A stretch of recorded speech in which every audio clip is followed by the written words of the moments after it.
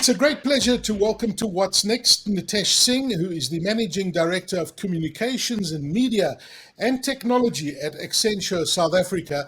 We're going to have a fantastic discussion just about COVID and the hybrid workforce, what Accenture's been picking up. I mean, it's been 2 years since the onset of the COVID-19 pandemic, and the initial sprint to digitize has really matured into long-term digital transformation across different industry sectors. In fact, there are very few businesses that haven't accelerated their digitization through this COVID-19 pandemic. Now, the pace of technology has really accelerated, as I mentioned, and with it, the need for businesses to fast track their digital transformation, both in how they serve their customers. We often hear about customer experience and how they manage their workforces. Now, in this episode, we will make sense of the leading technologies that are shaping strategic conversations and how these technologies are making an impact in a South African context. Most importantly, we will discuss how to implement transformation technologies and drive innovation in a way that is secure right from the start. Nitesh, welcome. It's great to have you with us. Thank you very much, Aki, and thank you for having me, and welcome to your listeners and guests as well. Yeah, you know what? It's been a fascinating period, and I often get quite a few of the press releases from Accenture. You guys have been doing a lot of research into understanding how organizations, how businesses, how small, medium-sized businesses, how people in the hybrid workforce, you've really analyzed everything that we've been doing through this pandemic and how businesses have had to adapt. Tell us about your key findings in Accenture's 5G South Africa report. Yeah, thank you. We said about this, a while back now to understand the impact that 5G was going to have on South Africa. And first off, off the bat, what we did notice, South Africa was, in the African context anyway, one of the most advanced in terms of acceptance to use 5G. However, Yes. what was quite key out of the survey, which we worked with a lot of organizations in South Africa, a lot of leading executives we spoke to, a lot of them are looking to adopt it. But, what we noticed was, somewhere in the region of 80% are looking at adopting it. But what they see is, as I guess challenges to them is how to adopt it. It Yeah. is digitally complex, like you said, and a lot of them need some guidance in terms of how will they actually adopt this in the market. So that was quite key for us. But 80%, quite a high number, want to adopt it. Yes. No, I found that really fascinating when you look at the number. I mean, 80% is very high. We know that 5G is going to be this next technology and part of this digital transformation period.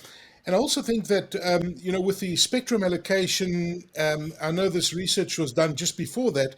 I mean, there's going to be such a massive difference, right? Because there's going to be even more 5G adoption. And you talk about hybrid workforce, you talk about 5G used in factories, in IoT. I mean, really, it's quite a game changer for mobile technology and being able to connect many, many more people. And of course, one of the advantages of 5G is that you can connect a lot more people. Now, where do you think 5G is going to have the greatest impact locally? Yeah, I think, before we get to the 5G question, look at, this remote hybrid way of working, as you've alluded to, and like you rightfully said, we've been working remotely in Accenture for, more than 15 years. So it wasn't new to us when we adopted to this. For those of us fortunate enough to have fiber at home, to work remotely, that's great. Life went on. But think of the Yes. millions of households, the rural areas in the country that didn't have connectivity. You know, um, what happens there? And that's really, from a 5G perspective, where you start understanding the reach that this technology has across, and touching the remotest areas of the country.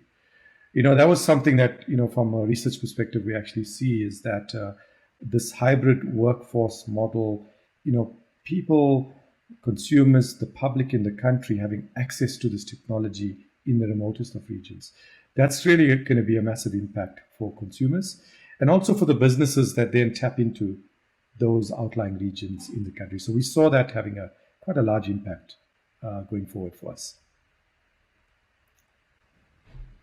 And those trends are quite interesting because, I mean, the research is pointing into so many different, you know, different revenue streams for 5G. Different industries are going to benefit from it. I mean, from the industrial side to from manufacturing to automation and self-driving vehicles. I mean, the applications for 5G are incredible. Absolutely. Look, so what another thing, and this is based on some global research, also what we see happening in the local market. What we see happening is somewhere around 2025, 2028, we'll start reaching some very big mass adoption from a enterprise perspective. So, like you rightfully said, we're going to start seeing it more in healthcare, remote medicine, things like that. You'll start seeing, surgeons starting to working on this and working with patients in remote rural areas, so solving those type of problems. That's a big one. You look at the resources sector, mining communities, the miners out there starting to deploy these technologies in their mines from a safety perspective. And the list goes on and on. So, supply chain in the retail sector, similar one, with IoT. If you look at the pandemic over the last few years now, IoT played a role in that, but this will increase that fundamentally now. So, we definitely see, all the large industry players, the industry sectors benefiting from this technology. However, to do that, they need an open innovation ecosystem to be able to benefit from. So that's quite important to get right. Yeah.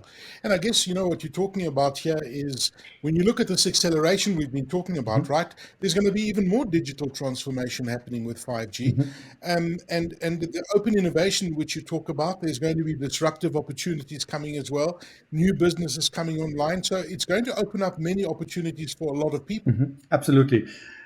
I think you hit the magic word there, people. One of the tricks to get right is the whole culture transformation, the whole people side of what these technologies bring. Now, a lot of enterprises, are still grappling with what is the people impact going to be. But strategically, when you think of adopting these technologies, you've got to think of a few things. The people aspect is a big one. How will my workforce work in this way? Culturally, what does it mean for them? And then, of course, the business benefits. Very important, to get your business cases right, etc.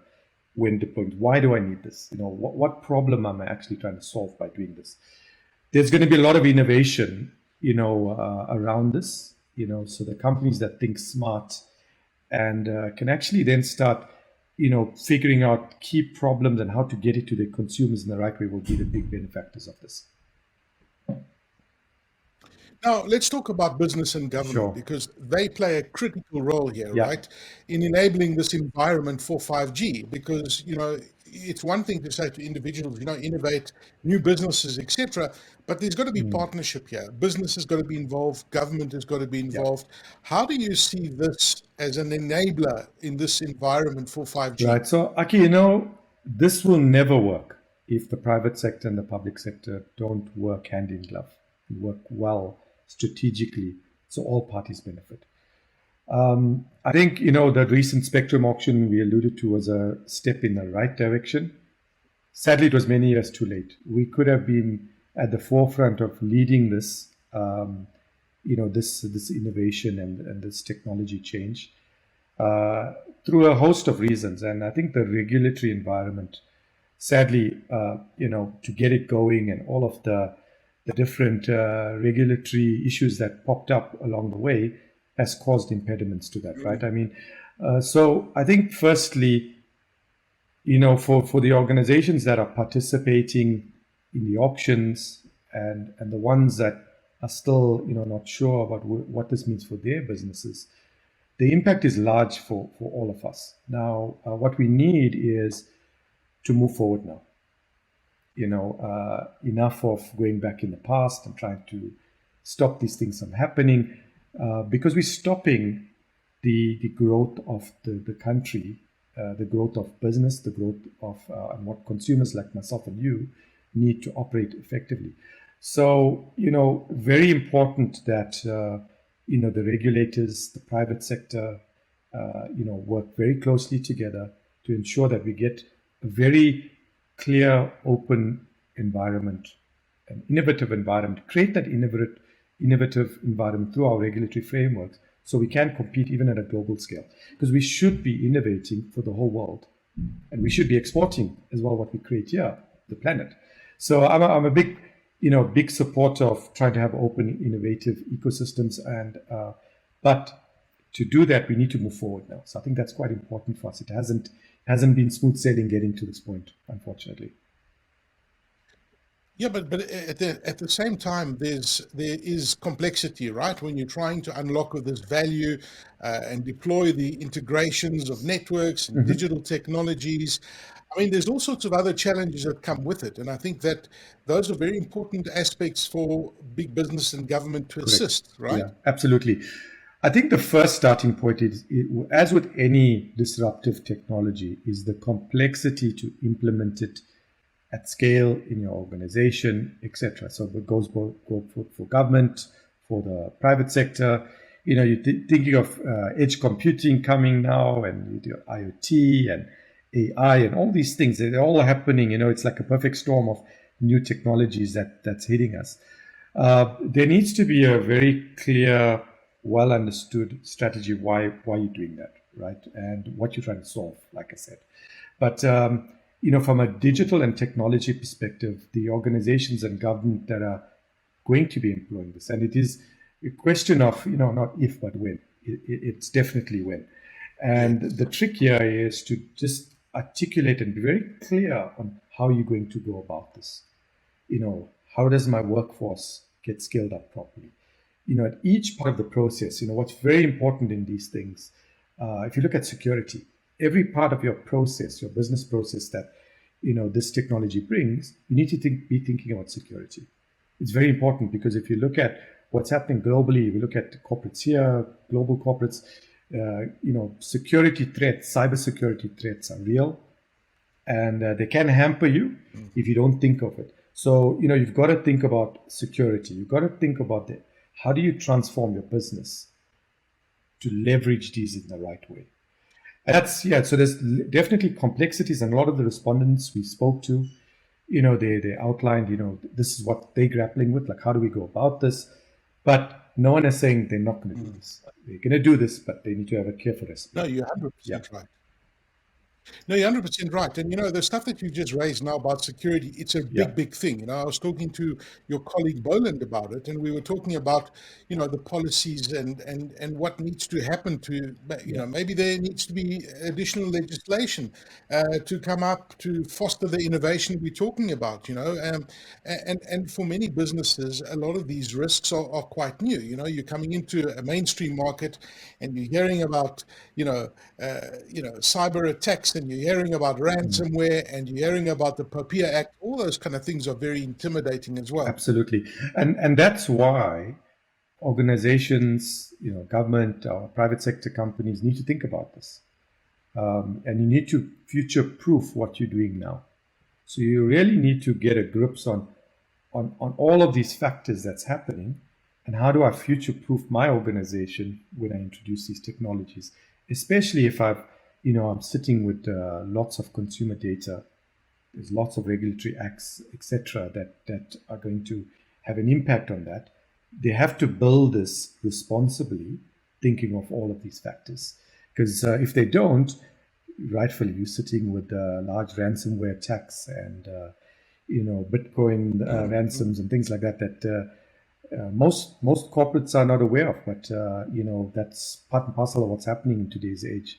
So you have to be, the security officers of these organizations need to be thinking about this as part of the rollout of these technologies. It's so interesting. An organization like Accenture has got, such a wide range of client base. yet you have your finger on the pulse on what's happening across the world with how businesses are evolving, what's impacting businesses, etc., etc.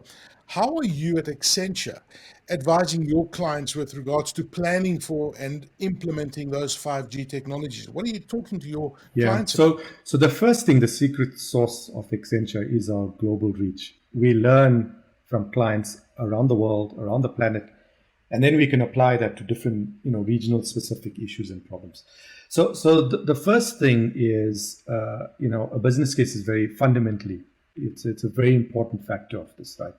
We're talking about large amounts of capital spend for these technologies. So you've got to have a well-defined, a very clear business case of, when will I see my return back, etc. Right? So have that very clear. Then you've got to think about your cultural impact on the organization. So a lot of our clients, if you look at the hybrid workforce of today, and the jury is out of how many of them will remain hybrid or go fully. I think the ship has sailed and will settle into a hybrid workforce model now.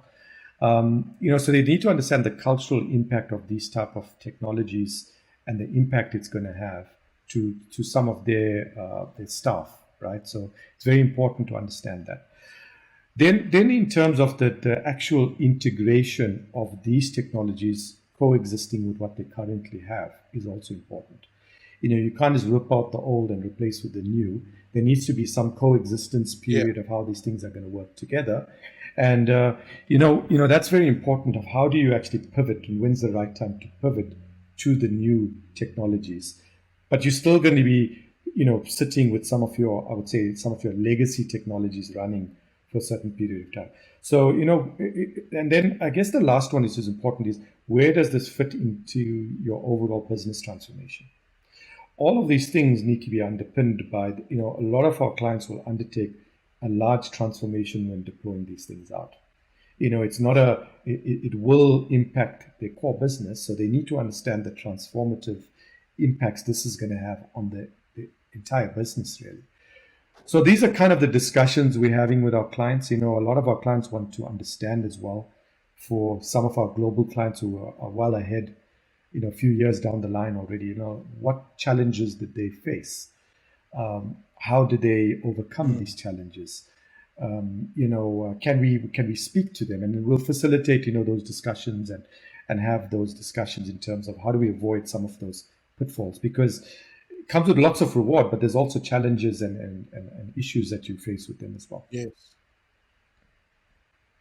And of course, costly mistakes, Nitesh. I mean, you guys have been navigating this entire surface. You understand where it's all going.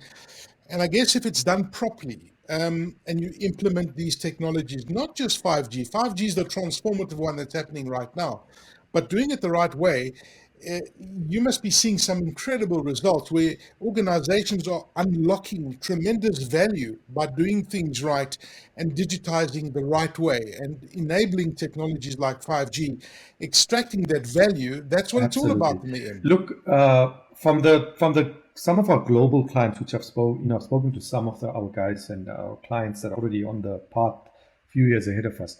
The value is there, right? So we're starting to see them slowly extracting some of that value. Like I said, what we're seeing globally, and globally we're seeing around 2025 to 2028, when it'll be touching us in every sphere of our lives. Walking into a retailer and having cameras, and not having to pay at tills will happen, and airports and things like that, and self-driving cars, like you mentioned. They're a few years ahead of us, but they're coming. And the trick here is, we see them, but we've got to navigate them in a responsible way, in the right way. But there's a lot of value. What we are seeing, a lot of business benefit, lots of use cases across lots of plethora of industries. And I guess the benefit we have as Accenture now is we are working with our clients on those specific use cases, be it in healthcare or in the retail sector, or in the financial services market, or in the telecommunications market. I think we're getting a view of these real world use cases, agriculture, etc. We're starting to understand, and again, each market will implement these things slightly different depending on the local nuances. but the value that's getting unlocked is immense. We're seeing definite large unlocking of value going forward, and the future is here, Aki, and I think we have to be Yeah, part of it. absolutely. Absolutely, and exciting times indeed. Nitesh Singh, who is the Managing Director of Communications, Media and Technology at Accenture South Africa. Thank you for sharing your insights with us. And it certainly looks like a very exciting future. As you and I are both playing in the technology space, it's just incredible to see how technology is impacting everything around us. And you just can't ignore it. You've got to do it right. Thank you. Nitesh, thank you for joining us. No, Really thank you very appreciate much, your Aki, time. and have a good day further.